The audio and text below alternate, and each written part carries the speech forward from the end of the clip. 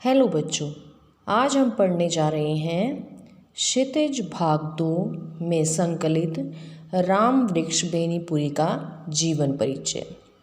राम वृक्ष बेनीपुरी का जन्म बिहार के मुजफ्फरपुर जिले के बेनीपुर गांव में सन 1899 में हुआ था।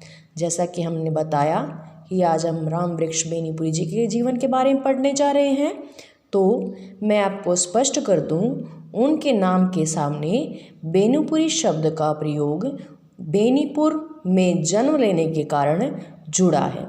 उनका जन्म मुजफ्फरपुर में हुआ था 1899 में। जल्द ही उनके माता पिता का निधन हो गया था। जब वो बाल्यकाल में थे तभी उनके माता पिता उन्हें छोड़कर चले गए, जिसके कारण उनके जीवन के शुरुआती समय जो था वो बहुत ही अधिक अभाव और कठिनाई में गुजरा।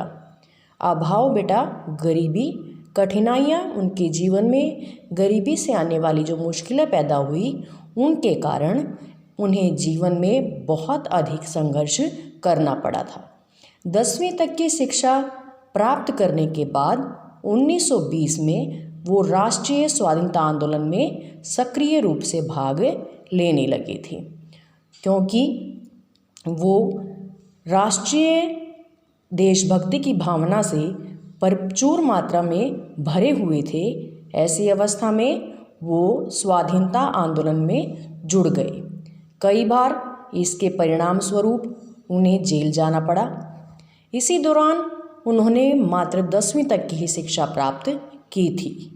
15 वर्ष की अवस्था में बेनीपुरी जी की रचनाएं पत्र पत्रिकाओं में छपने लगी थी।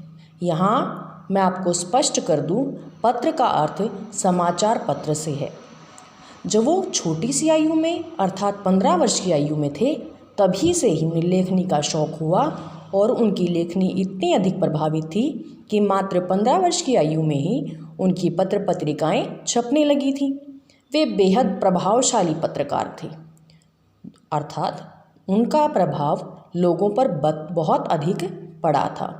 उनकी पत्रकारिता श्रेष्ठ कोटि की थी। उन्होंने अनेक दैनिक, साप्ताहिक एवं मासिक पत्र पत्रिकाओं का संपादन किया। जो पत्र पत्रिकाएं उनके द्वारा संपादित हुई थी, उन संपादित पत्र पत्रिकाओं में सबसे अधिक प्रसिद्ध जो थी वो थी तरुण भारत, किसान मित्र, बालक, युवक, योगी, जनता, जनवाणी और नई धारा। ये वो थी जो सबसे अधिक लोगों में लोकप्रिय हुई। गद्य की विविध विधाओं में उनके लेखन के व्यापक रूप से प्रतिष्ठा प्राप्त हुई थी। मैं आपको स्पष्ट कर दूं, हिंदी साहित्य को 2 विधाओं में बांटा गया है। पहली पद्य विधा और दूसरी गद्य विधा। तो गद्य विधा में लेखनी चलाने वाले राम वृक्ष बेनीपुरी जो थे, उन्होंने गद्य विधा के अंतर्गत भी निम्न शैलियों में अपनी लेखनी चलाई थी। उनका पूरा साहित्य बेनीपुरी रचनावली में 8 भागों में संकलित है, जो प्रकाशित भी हुआ। उनकी रचना यात्रा के महत्वपूर्ण पड़ाव पतितों के देश में, जो एक उपन्यास है, चिता के फूल, जो कहानी है, अम्बपाली, जो नाटक शैली में लिखा गया है, माटी की मूर्तें एक रेखा चित्र है, पैरों में पंख बांधकर एक यात्रा वृतांत, जंजीरों की दीवारें संस्मरण है। इनकी रचनाओं में स्वाधीनता की चेतना और मनुष्यता की चिंता इतिहास के युगानुरूप व्याख्या है।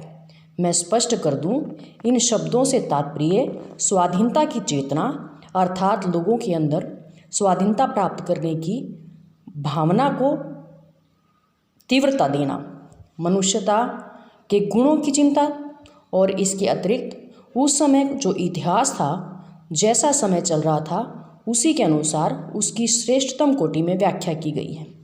विशिष्ट शैलीकार होने के कारण उन्हें कलम का जादूगर भी कहा जाता है।